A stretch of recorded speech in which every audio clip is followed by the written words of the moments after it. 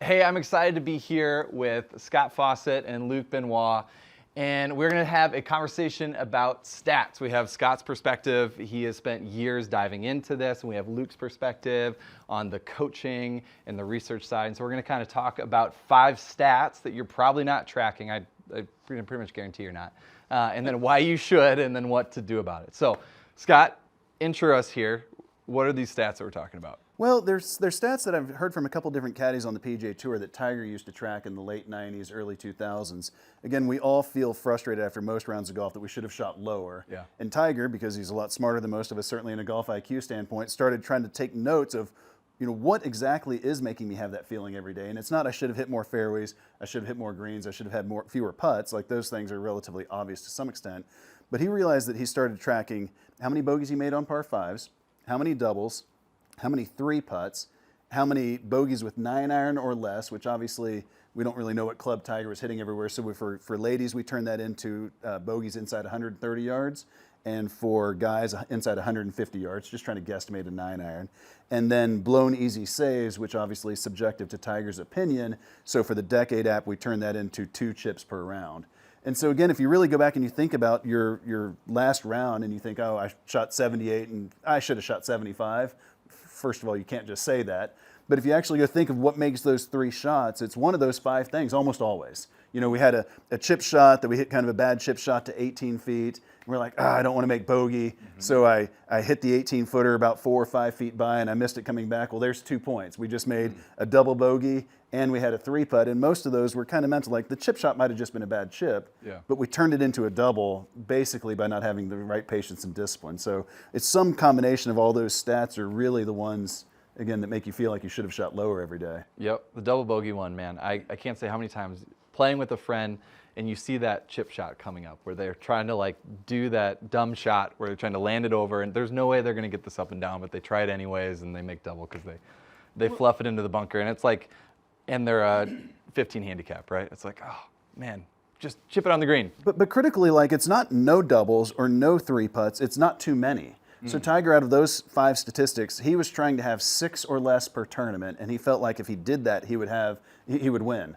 And so really, again, like a lot of these mistakes, we're going to have some 3 putts, hopefully not too many from inside, depending on your ability, 30 feet-ish. If you're a less experienced golfer, maybe 20, 25 feet. But really, if you look at a 25-foot putt's just not that long, and 2 putting from there is just not that hard.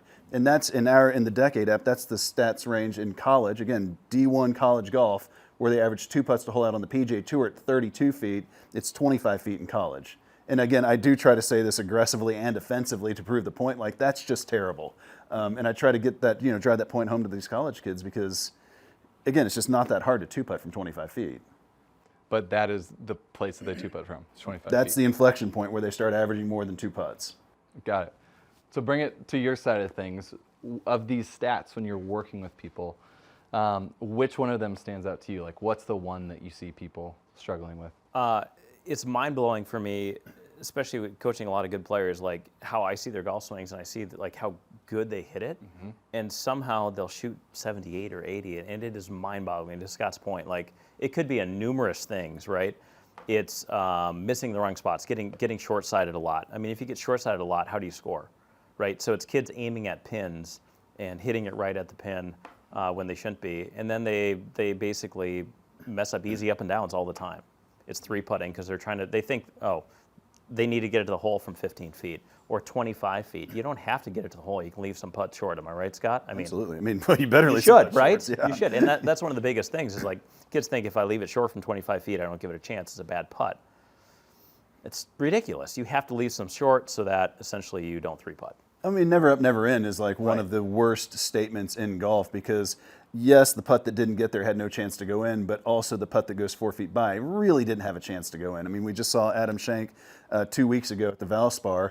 He had a 40-footer to tie on the last hole, and he hammered it. It hit the pin and stayed out, but that putt had no chance of going in, just like the putt left short did. And Adam said in his post-round interview, well, It's my first putt to like force a playoff on tour. I'm not leaving it short. I mean, I've worked with Adam, so we had a conversation about that. I'm like, it's not the right thing. He's like, that actually just came out of my mouth. I really was just trying to lag it close, and you just got to let the hole get in the way of a putt like that. You know, back to the idea again, though, of like it's just not too many. The double bogeys, again, this is where it's relative to your ability, but not making double is just not that hard to do. Sure, we're going to have the occasional ball out of bounds. We're going to have the occasional ball into the water where we have to take a drop and we can't quite get it. We're just going to make some doubles. But if you're in the trees and you're a decent player, just chipping it out, knocking it on from, by the time you've pitched it out, you probably don't have much more than a wedge left. Knocking it on, making bogey and walking away. Again, it's those are the doubles that make you feel like you should have shot lower. So, going back to that 2014 to 2017 range when I caddied for Zalatoris and a couple other players quite often, I caddied almost 100 rounds and they made 5 double bogeys total. And none of them were like strategic mistakes. They were just like, just honestly just kind of some bad putting along the way that led to doubles. We didn't make a single strategic double, not a single ball out of bounds, literally in 100 holes. Because once you're playing, again, they're good at golf, the guys I was caddying for, but once you're playing correctly with the right patience and discipline, just not making doubles not that hard. And again, especially from the trees, it's much more important to not make double than it is to make par. You're in the trees, you're probably making bogey. Right. Just don't screw it up and make double. How do you get that across to students, though, of like bogey's okay? Because I know that, like, for a lot of folks that I talk to, it's like that's a hard thing to realize. Like, making a bogey in this situation is fine. Well, this gets back to, Mark Brody, he phrased it so brilliantly in the book, Every Shot Counts. It's you have to start thinking in fractions of shots gained and lost. So on the PGA Tour, from 100 yards in the trees, they average 3.8 shots to hole out. So essentially, they're making bogey 80% of the time. But what's critical, again, now if we start thinking about in fractions of shots, making a bogey cost me against the PGA Tour 0.2 of a shot. Not ideal. Making par gains me 0.8 of a shot, but making double loses me 1.2 shots. And so rather than thinking a double only loses 1 shot more than a bogey, the real way you've got to shift this in the players' heads is, well, double lost me 1.2 shots, whereas bogey would have lost me 0.2 shots. Making double is actually 6 times worse than making bogey. And again, because we can't gain all the shots back typically in a full shot increment. We make a par on a hole with a 4.2 scoring average. Well, that gained me back 0.2 shots. In order to gain back the full 1.2, I've got to make 6 pars on a 4.2 hole as opposed to just, it's just not the way it works. So thinking in fractions of shots is how you accomplish that. You work with a ton of really good junior players.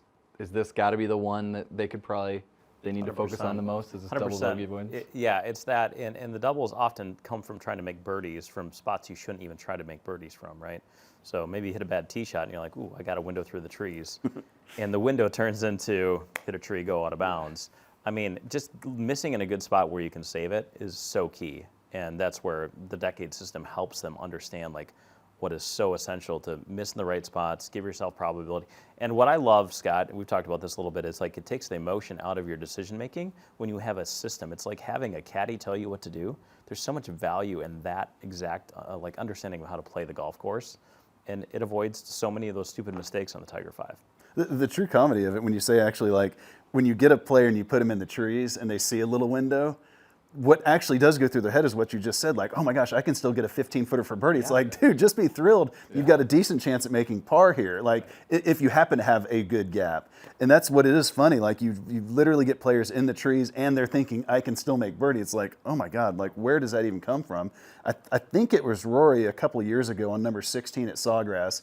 He was in the left trees with the day that the pin was on the back left, and he rifled one just right over the green and into the water. And they asked him afterwards, they were like, what happened there? He's like, man, I just really felt like I could get about a 15-footer for eagle. It's like you're punching out of the trees, and you're thinking you've got a chance to make eagle here. Ball, you don't know what's coming. You have no idea what's going to happen. Right.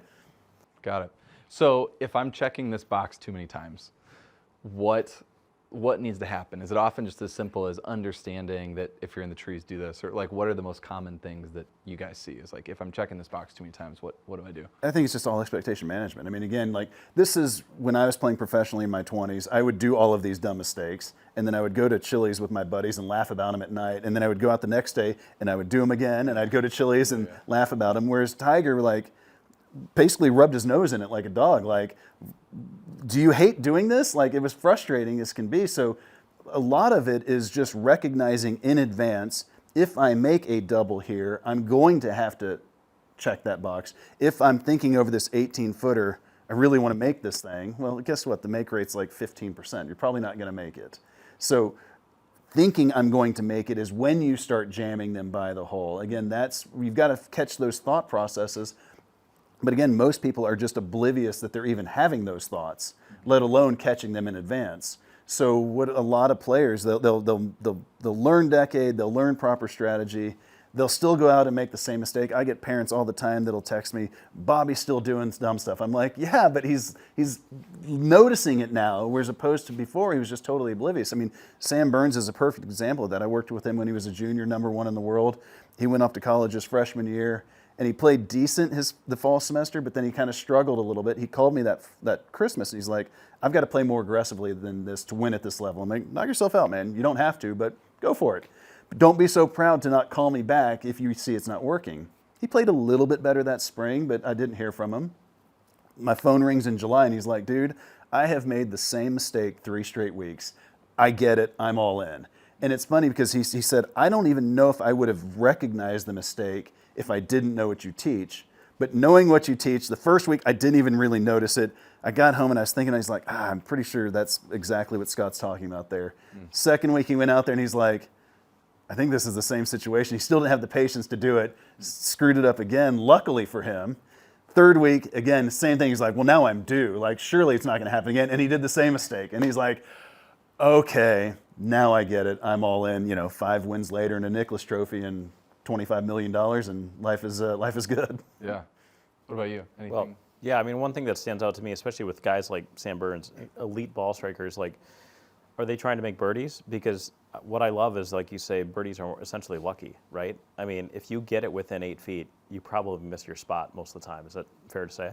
Or even if you're aiming right at it Right. and you hit it to 8 feet, a lot of luck with the exact wind, the micromillimeters of difference of contact in the face, like, it simply requires, like, even at the professional level, like I say that golfers have the least control over their ball of any professional athletes in the world. Like when John McEnroe used to argue about serves and he's like, that hit the line, he's hit enough serves, he's probably right. Like he kind of knows where that one was going. Golf, just because the ball's in the air the longest of any sport in the world, it flies the longest, in the air the longest, like every ounce of it is impossible. And once you do realize that, it takes the pressure off. It's a paradox that golf is so hard that once you start playing it correctly, it actually makes it easy. And that comes down to the fact of stop trying to make birdies, stop trying to make putts, just recognizing how much air quotes luck and variance is required in any positive outcome. Even when you have a robot hitting golf balls, right? Yeah. I mean, you'd think a robot's perfect, right? Well, they don't go in the same spot. That robot that hit a hole in Right. one on number 16 at TPC Scottsdale 4 or 5 years ago, yeah, it hit a hole in one, and it also missed the green left and right that day. Right. So, It's true. So stop trying to make birdies. You said Yeah, that before. I mean, just understand the system, hit it to the right spot. Yeah. And I love that quote you brought up about, like Tiger said, I'm playing aggressively to my spots. I'm not making timid golf swings. I'm trusting my swing. But I think it takes that courage to be like, well, that's my target. I'm not aiming at the pin from 100 yards, because if I'm 100 yards away in the rough, what is it? What do you average? 3?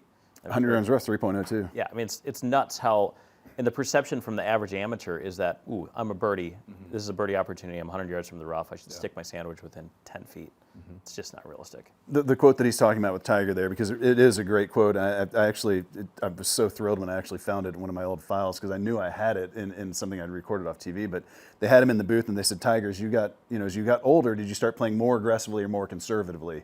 And Tiger's answer was like, I've always played aggressively 100%, but I'm aggressive to my spots. And so wherever I decide that spot to be, and it might be a little bit more on the conservative side, but I'm playing aggressively to my spot. And I'm like, what's brilliant about that answer is he's so good at it. He's such a savant. He didn't even understand the question. The question, when they're saying, are you playing aggressively or conservatively, means, are you firing at pins or not? Not, are you playing aggressively to your conservative spots? Like, he just didn't even understand the question. That's how good he was at it. And you get a lot of kids and amateurs that, like, they feel like, ooh, I got it today. I'm going to be more aggressive and hit at a few more pins. How often does that actually work out well? Not very. It doesn't. But again, like, this is the math we were talking about yesterday in this seminar, is the difference in a 4-foot and a 6-foot putt is 0.21 or 0.23 shots. I might have these ones back and forth. The difference in a 4-foot and 6-foot putt is basically 0.2 of a shot. The difference in a 30-foot and a 60-foot putt is basically 0.2 of a shot. So really, unless, like, I'd rather you be 30 feet than 60 feet. I'd rather you be 20 feet than 25 feet. But like, once you start getting in that, 15 to 30-ish foot range, like every 5 feet, it matters, but it's just not much. But getting it inside of 8 feet, now the difference in 3 feet and 8 feet is half a shot. Again, we're talking always PGA Tour numbers here on this, but so if you start thinking about from 3 feet, it's essentially 1 stroke to hole out, and 8 feet, it's essentially 1.5 strokes to hole out. So I lose a half a shot of value in that first 5 feet. It takes 24 more feet to lose the next half shot. So unless you're really, and this is where it sounds, then I would be arguing for firing at flags. I have to hit it close. It's like, no. You let the variance within your shot pattern be the ones that hit it close, and then you're intentionally avoiding the mistakes by not playing overly aggressive. And I hate the word aggressive because it's just mathematically correct. All right, so we got 2 takeaways from that first stat. 1 is stop trying to make birdies, and 2 is learn the data so you know the expectations of where you're at and what you should expect from there. Next stat. What's the next stat that we should talk about here? Well, I mean, so what do we start with? Double bogeys. I mean, bogeys on par 5s. Again, the vast majority of bogeys on par 5s are, it's just always comes back to I didn't quite hit a good tee shot. I don't want to make par on this par 5. This was a birdie hole. Well, first of all, it probably had a scoring average of like 4.8 or something. So like, is it really a birdie hole? I could stand on the tee box and make money by betting everyone you're not going to make birdie. But they get a little out of position, and then they try to force a layup a little bit too close. You'll see a lot of good design sometimes where you have a lake on one side and then a bunker on the other side that pinches it in at like 90 or 100 yards. And it's kind of enticing you to challenge those 2 hazards as opposed to just laying it up, with 30 yards less club to 120 or 30 yards. It's just not that big of a difference from 90 to 120. Again, I want you as close as possible, but I don't want you to take on undue risk. The difference on the PGA Tour from 80 yards is 2.75 shots to hole out. 120 yards is 2.85. So it's a tenth of a shot over 40 yards. Like, again, I'd rather you be 80, but you can't mess it up ever and not just destroy your expectation. So that bogey on par 5 is huge. And if I could take a stab, like modern golf courses, there's more and more that are just playing this way. Like there's this kind of soft spot from, 80 or 90 out to 160, and tour players are really good from there. I once had a tour player I was working with, like, this guy is pretty bad from 60 yards, and I said, why are you so bad from 60 yards? And he's like, well, I don't get it very much. Now, if the course is open, try to get to 60. Yeah. But it's not open that often, is it? No. Right? No, again, taking on a risk. It's like any probability problem. And again, this is where, like, I've spoken at MIT and Wharton before. I'm like, oh, those guys are really good at math. Mine is some pretty basic expectation, just weighted average math. It's not that difficult. But once you understand it, again, you're using this data. And again, I hate using the word data because it's too intimidating. But you're using this data to get a more reasonable expectation as you go out onto the course. Because again, once you understand it, it's just not that hard to kind of plod your way around, try to avoid the obvious mistakes, play the par 5s decent. Every once in a while, you'll hit a 7-iron or 8-iron that you weren't exactly aiming at the flag that just happens to finish close because of the shot pattern. Well, hold on though. So you're saying to lay up and not to go for it then? Oh, no. On par 5? You're saying go for it. I want you playing as aggressively as physically possible within the constraints of the shot. So I'm implying we've hit our tee shot into the trees or into the rough where I can't get there in 2. And again, I want you getting it as close to the green as possible, but we don't want to take on undue risk to do that. Okay, so if I've got a 3-wood in my hand and what is acceptable? Like, when can I hit my 3-wood to try to get it there? Like, is it when I have 70 yards of going left and right and I've got that? It's a player-specific question, obviously, but I mean, we're going to want, I wouldn't want a tour player hitting it into less than about 60 yards with a 3-wood. Okay. Again, these are certain spots where you really can actually take a relatively high penalty rate and not destroy your scoring average, but you need a lot of room to not have a high penalty rate. And so this is where I'm trying to think of an example that would be more concrete, like number 10 at Riviera. Short, drivable hole that they historically said, if the pin's on the left, you go for it. If the pin's on the back, you lay up. You should be sending it up there around the green every time because there's no penalty hazards in play. There's trees, but we want to get it up there and around the green. But then the skill, the challenge of it is once you get out of position, getting off of the accelerator, just trying to dump it somewhere on the green, like remove the pin from your eyesight at all. It's kind of similar from the trees. Like, if I've got a clear hallway to the left side of the green and the pin's on the right, just take that. Don't make the shot harder by trying to hit some crazy cut over there by the pin. Just take the simple shot. Again, if you're driving it in the trees 14 times around, we need to work on your driver, not your punch-out game. So you want to play drivable par 4s and reachable par 5s. what feels like wheels off aggressively, but within reason. Got it. Any thoughts? No, it all makes sense. I mean, it's kind of funny because, like, I think there are some people when they were playing at a young age, like, kind of got it a little bit. But the number of 15 and 18-year-old juniors I coach that don't get it, and I see their golf swings, and they should be shooting at a par, and they don't. It's crazy.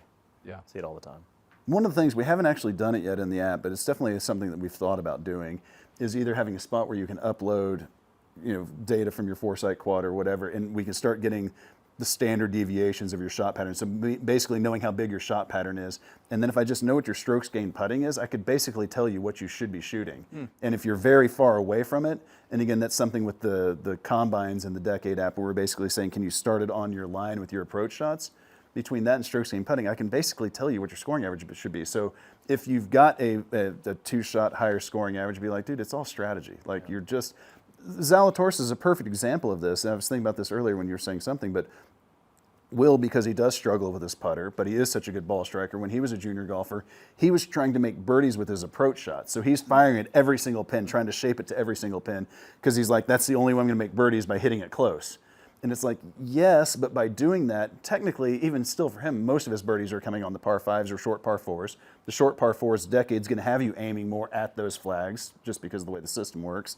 But then we're trying to avoid the mistakes. So Will is missing an extra 2 or 3 greens around that he really shouldn't have based on the size of his shot pattern. And now that leaves him with an extra 2 or 3, 8 to 10 foot par putts on average a day. And there's 2 shots. I mean, the math is just that simple too. Okay, we got double bogeys. We got bogeys on par fives. What's the next one? 3 putts? 3 putts. That just comes from people trying to make putts. I mean, putting is just all speed control. I mean, it's funny because I played in the 1999 U.S. Open. I shot 79-79 at Pinehurst, and I was dead last in the field at total putts. And now I travel around the country telling people putting is easy. It's like, wait a second, you can't have it both ways. Whenever I was a young, playing professional, all I did was my speed control work was just randomly rolling balls all around the green. And really, most of my work was just on my actual putting stroke. And once you start realizing that speed is all that matters, and again, I really do mean speed is all that matters. Obviously, our line is important from, let's call it 4 to 10 or 12 feet. We have to be able to start it on a line, but really, that's just something you should constantly be working on anyways. Nobody pays nearly enough attention to speed, which then it's funny to use Zalatoris as my poster boy for putting, but it's like, clearly he's got a stroke issue, I get it.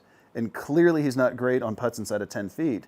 But last year on the PGA Tour, he was dead 0 strokes gained putting. He was a dead average tour putter last year. So when the announcers and everyone's giving a hard time about us putting, I'm like, there's 100 other guys you should be giving a harder time than him. Yeah. But even though he struggles on putts inside of 10 feet, he actually is in the 30th to 70th range on putts from 15 to 30 feet in make rates. And then last year he was 77th in 3-putt avoidance. So he's not good at short putts, but he actually is great with 3-putt avoidance. That makes no sense. He was second on the PGA Tour in approach putt performance, which is the average length of your second putt. The guy's got basically the second best speed control on tour. Got it. How do you help players get better at speed control? I mean, I do a lot of the sort of stuff that Scott does. I'm a big fan of making sure you can putt uphill and downhill and vary the distance a lot, right? So I'll challenge people. I don't have as more, I don't really love internal cues about thinking about your body when I'm doing it, but people need to learn how to feel it. It's just like you get a hockey player and they're trying to take a hockey puck and land it on the blue line. You're going to do enough reps where you get a feel for it. In Minnesota, I'm kind of unique because I had coached a ton of kids in the winter where they don't have anything. So I have them go get 2 different strips of carpet. One is very fast, one is very slow, and I have them do lag putting drills and get very good at understanding how hard to hit the putt. And they score so much better when they can hit the right distance. It's not about making every single 20-footer. Well, that's kind of anyway. That's kind of where I was going earlier when I just would randomly roll balls all around the green. I had no reference point. This is a 30-foot putt. This is a 40-foot putt. But once you start doing, again, we've got 3 or 4 different speed drills in the Decade app, and they're all essentially kind of a ladder drill. I've just modified them to where they're easier to do by yourself. But now I'm getting feedback. This is a 20-foot putt, and I'm hitting it about this hard. This is a third. So I know for me, I've got basically, because it's how long my putting mat is at home, I know exactly how hard to, if you put me at 30 feet, I'm going to hit it 30 feet. But I also then know that 60 feet is about as hard as I can hit it without just feeling like this is a full swing. And so then I've got some sort of a shade of gray between that 30-footer and 60-footer. And then as you start getting inside it, again, once you are doing speed drills where you know essentially how long this putt is, like again, I have it set up to where you know 5 foot, 10 foot, 20 foot, 30 foot, 40 foot, you're getting some feedback. This is a 20-footer, barely downhill. I'm hitting it this hard. And I do just think you start to get more, internal cues of like, this is how hard to hit something. Kind of like you're saying, if I just sit there and flick it on the blue line, I'm going to kind of get a feel for that. And again, this is where it's kind of random versus block practice. I do agree with randomizing your practice in this. And again, this is where I feel like it's gotten blown over the top whenever I'm arguing about this on Twitter. Like, for chipping and putting, sure, we don't want to be just sitting there hitting nothing but 30-foot putts. We want to be moving that, but we also want to have a cue as to how long that putt was. Are you a fan of then, while you play, do you measure a putt? Like, do you That's the first thing I do. Okay. I get to the green, and it's just, again, as you're walking to it, like the first thing is you pull the pin out, or as you just mark your ball, just pace it, because again, on a 60-footer, hopefully we don't have many 60-footers, but on a 60-footer it takes a little while, but it's just not that hard to do. And we're doing it so we can track our stats. Because again, I use the stats on the PGA Tour to help my players recognize they're not as bad at something more often than here's what we need to work on. Yeah. For the most part, most players are just slightly worse at everything, than what they want to be. You'll have an occasional person who's like a great ball striker, a terrible putter, or vice versa. But by definition, that's kind of the outlier case. And usually it's kind of obvious, but I'll use the data more than anything and be like, dude, you're just not as bad as you think you are. Now don't get mental about it. When you miss that 4-foot putt, again, a guy like Zalatoris, I get it, not the prettiest short putting stroke, but from 3, 4, and 5 feet, he's 3% worse than tour average. When he misses a 4-foot putt, the most important thing is to not carry it forward. Right. Miss it, oops, tap it in, move on. That's the only way that you don't get mental. And again, that's the main thing that I try to teach within the app is just these expectation management tricks, because again, you just wouldn't find a bigger lunatic on the golf course than me when I was playing professionally in my 20s. And now, I don't know if it's because I'm older, a little bit less testosterone, but I'm pretty chill out there because I have a more reasonable understanding of the game to where you're not out there just constantly trying to force stuff and getting pissed off. So you have 30 minutes to work on putting. You spending 20 on speed control and 10 on hitting short putts? What are you doing? Again, I do think that the majority of your working on your stroke should be done totally away from the course, indoor, some sort of constraint, some sort of feedback, whether that's a putting arc, whatever it is, whatever stroke you're working on. For me, I use the eye-line rod, and I use VJ Trollio's yellow putting arc, and I just sit in there, and I've grooved that part of it, and then when I go out to the course, so that might be 10 hours. Who knows how long that is to get your stroke to where it needs to be. And then when you're out at the course, about 2/3 of your time should be on speed drills. And then about 2/3, I say that, realistically, about 50% of your time doing pure speed drills, about 25% of your time doing 5 to 15 foot type putts. And then we've got a simulated putting round in the Decade app where it's the average 18 starting lengths of putts on the PGA Tour. So there's 3 2-footers, a 57-footer, some 30-footers. I think the other 25% of the time is just running that drill. Robert Carlson sent me a text, Champions Tour player, former PGA Tour player, that if there was one thing he could do differently going back and looking at his career on the PGA Tour, it would be basically doing nothing but the simulated putting drill. So funny. That's what we do with our junior program. I've been using this for 10 years. Basically, set up a putting course where you have a couple short ones, couple long ones, couple middle ones, and go through some different breaks. It's just simulated rounds, and the kids love it because it's actually like more fun too, right? Versus drilling 5-footers over and over on the putting green.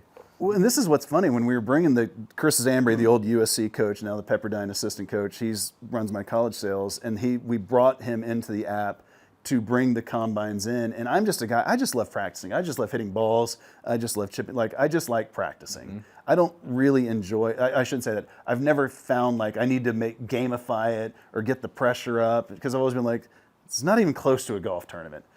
But I actually had to eat my own words the first time. I'm like, well, if we're going to bring these combines in the app, I obviously need to do them at least. And I was like, damn it, I have to admit, this was actually more fun, and it actually was a little competitive. When you get down to those last 2 or 3 shots and you're on some sort of a personal best, or you're trying to, get your average better, I had to actually eat my words and say, you know what, that actually was better. It wasn't quite as nervous as a golf tournament, but there's definitely more to it. So I do really enjoy gamifying it to some extent. It's good. Those are the feelings you need to have in that practice. You 100%. get as close to that tournament feeling as you can. So you're going to pay more attention like you just do. Yep. Yeah. Okay. Now we're 3 down. Right? Perfect. 3 down. What's 3 the down. 4th one? Fourth one, let's go with blown easy saves. Okay. Which, again, is subjective to Tiger's opinion, so let's go with 2 chips. Okay. Again, the vast majority of times when you're sitting there, what we teach you in the Decade app is as long as you're under this 1-to-1 ratio off the green, so let's say you're 3 or 4 yards off the green to a pin that's 5 yards on the green, that's just kind of a chip shot. You don't really have to get creative with opening the face, start lofting it. But it's amazing when you just go from 3 or 4 yards to 6 or 7 yards to again, a pin that's 5 yards on, you start having to open up the face, you start having to get a lot more creative with the shot, maybe bumping it through some rough because you're trying to chip it close. Those are the ones that you wind up missing the green, as opposed to just again, we're going to have to open the face up some, but don't get carried away, especially, again, this is where it's all dependent on your ability. But if you get there and you're missing the green, again, like most amateurs are missing the green on chip shots 2 or 3 times a round. And it's like, now we've missed the chip shot, you didn't get the next one up, and now congratulations, you got 2 Tiger 5 points, a missed a 2 chip and a double. Yeah. Like, these are just the compounding mistakes that you didn't hit a good approach shot, you got it too short-sighted, now just don't screw it up further. There's an old saying, like, if you find yourself in a hole, stop digging. Like, we just keep digging ourselves deeper. I'm good at this one. It's very easy, and it comes back to expectations probably, right? Of knowing when to push and when to lay back. Back to the double bogeys versus bogey. Like, a bogey's fine. It's part of golf. Part of golf. But again, that's the 1-to-1 ratio. So, like, again, that literally is, if you find yourself out there and you've got a chip shot and you're more yards off the green than the pin is on the green, we're trying to get it up and down, but we're trying to not miss the green first and foremost with the chip. Mm-hmm. And again, that's just a good little metric, even for a tour player, like, this isn't a great spot. Yep. It's the one that somebody shooting 90 does all the time, but even tour pros do it. Absolutely. Right? Yeah. Yep. Okay. What's the last one? Last one, Tiger tracked bogeys with 9-iron or less. Okay. And again, we turn that into bogeys inside 150 for the guys and 130 for the girls for the Decade app for college players. And again, this is what's amazing is Tiger through the late 90s, he averaged 2.3 bogeys per round from inside 150. Again, I don't know when he hit 9-iron or not. Okay. And I know Twitter thinks that these guys have 120 yards to the green every single time. The average approach shot's still 170, 175 yards. They've got 10 or 12-ish approach shots from inside 150 a day. And Tiger was bogeying, almost 2.5 of them. He was literally almost making bogey 20% of the time from inside 150. And it's just, once at that level, like, you can't make enough birdies to offset that many bogeys. So there's no chance whatever aggressive strategy, again, you might just be getting better at golf or whatever, but Tiger literally flipped a switch essentially overnight where he's just like, I make a lot of bogeys with 9-iron and in. Let's just stop doing that and see what happens. And again, this is where, I'm a 49-year-old amateur. I entered Korn Ferry Q School last year kind of as a joke, but I shot 7 under and missed by 1. And people ask me afterwards, they're like, how did you do that? I'm like, well, I kind of drive it decent. I just tried to not make bogey inside 150, and I lag putt it decent. If you do those 3 things, like, it's kind of hard to screw it up. Got it. What are the keys then? Does that mean that he was too aggressive? He was most likely beforehand too and beforehand. Just missing greens and having it up and down. It's impossible to know the actual answer, but for him to have flipped the switch overnight, it's not like he got better. Yeah. You know what I mean? It's not like in the middle of working with Butch Harmon in the middle of the 99 season, he just got instantly better overnight. It was just, I do believe it was just a recognition like, wow, I make a lot of stupid bogeys with wedges in my hands. Let's just stop doing that. And again, this is where it sucks because we don't have shot link data from before 2004. Otherwise, I could figure it out. Yeah.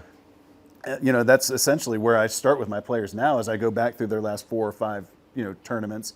And I look at the strokes gained and the raw shot link data, but the main thing I do is get into the shot link images and just toggle through looking for the ball to just pop up in a weird spot. And then I just make a note of it. And then I just ask, that's what's funny is I'll probably find 15 or 20 shots to ask him about. And the first time that I was working with a new guy, I was like, do you remember this shot? He's like, oh yeah. And then like 100% of the shots I pick out, they're like, I absolutely remember that shot because it was like one of the stupid ones. And we can actually even go back even, a month or 2 months later and walk through their thought process. And they're like, yeah, well, I mean, again, Adam Schenk, I'm sorry, Adam, don't mean to be throwing you under the bus here, buddy, but after he finished second last week, we're going through number 10 or 11, I can't remember which one it was. He had made I think it was 10. It was definitely 10. He had just made bogey on 9, and he short sides a wedge from 122 yards into a spot that his ball just should not have ended up there. And I'm like, what happened here? And he's like, well, if you go further left than I needed to, it's almost always going to go long. I'm like, well, that's just part of the range of outcomes. Like, you can't let this part of your shot pattern distract you from what you're doing, because now this part of the shot pattern's in the bunker. More importantly, though, like you had just said, I was mad coming off of 9, and I wanted to make a birdie and get that shot back. And luckily he made a 15-footer for par, but it's like he almost made 2 dumb bogeys in a row because he let his score and the situation impact his decision making. Again, getting back to trying to become emotionless in decision making. This is probably a difficult conversation to have with students of like, hey, I know you feel like you need to hit this at the pin and go make a birdie here, but like that's not our goal. Like we just, we can't make a bogey from 150 and in. How long does it take for like your students to finally get it? Yeah, I mean, I used to use the old school thing. My college coach was always saying, like, if all you have today is 96, don't shoot 97. If all you have is 68, don't shoot 69. Don't follow the bad shot with a stupid shot. And people play with emotion all the time. So that's where like the system makes so much sense. It takes that away from you. You can be emotional, you can deal with that, but at least you don't have to make bad decisions as a result of it, right? That's the key thing. There was a great Facebook post a number of years ago that I can't believe I didn't screenshot it, but this college coach had said one of his players made the turn and at 3 over, and he said, "Don't worry, coach, I'm gonna get a few back." And he's like, "Just stop giving them away." Again, this is where, like, if your scoring average is 74, just to make up a number, if you turn it at 39, your scoring average isn't 74 today. Your scoring average is 76. There's not regression to the mean in the back 9 making No, 4 we birdies. don't not regress. No. We're not flipping coins here. No. You absolutely do not. Again, over a large enough sample, it's probably going to. But that given day, your scoring average is still 37 on the back. Yeah, obviously. They've looked at it in basketball with, the hot hand and the cold hand. Like if you're hot shooting, do you actually increase your probability of making the next shot? There's little to it. Do you know what I mean? Like your pattern is, now you may be feeling a little better and hit the ball a little better, but it's very marginal. Got it. So the takeaway on this stat is if you're checking this box too much and you find yourself making bogeys, you're probably aiming a little bit too aggressively. It's probably if you're checking this box. Certainly, potentially. Yeah. I mean, again, like this is where you just really have to dig into the minutia and like, am I trying to force things? And again, that's the hardest part about it is it feels like to shoot lower scores, you have to make more birdies. But really, everyone, I mean, even tour players, scores lower more by making fewer bogeys than by making more birdies. So again, as we track the stats in the Decade app, I kind of know what a profile of every 74, 75, 76, every single scoring average looks like. And as you drop from 95 to 79, out of those 16 shots of improvement, only one of them is for more birdies. The other 15 shots are bogey and higher avoidance, which I think is relatively obvious. But even once we get into the 70s, as you go from 79 to 76, 82% of your improvement in those 3 shots, 82% of it was bogey and higher avoidance. As you go from 76 to 73, that number drops to 70%. And even from 73 to 70. So now we're talking like the best scoring. Like not many people average under 70. Average, we're talking average, not handicap. Even as you drop from 73 to 70, 68% of that scoring improvement is from bogey and higher avoidance. Got it. It's about eliminating mistakes. It's not about making more birdies. Got it. Well, that's it. That is the Tiger 5 stats. That is it. What goes wrong, how that looks, and then hopefully what to do about it is what we've covered here. Cool. So thank you, guys. This was absolutely. Hopefully some folks will start tracking these stats and seeing what boxes they're checking and take some action from it. Well, the real key about it is like the traditional stats of like fairways. Someone says I hit 62% of the fairways. Is that good? Like, I don't know. You hit it 200, you hit it 350. What's your penalty rate? Like traditional stats really don't tell you much. And just these little mistakes, those Tiger 5 mistakes, they just get lost in the detail because it's just every once in a while this stupid little thing happens. It just doesn't show up as this glaring greens and regulation mistake. It just gets lost in the detail. Well, that was awesome. Thank you guys for hopping on here. Make sure there's like a PDF that goes along with this where you can learn about all these things. Make sure to check that out because it's awesome and start tracking these. I think anytime you can leave something like this with action steps, just go do it. So dive into that. Appreciate it.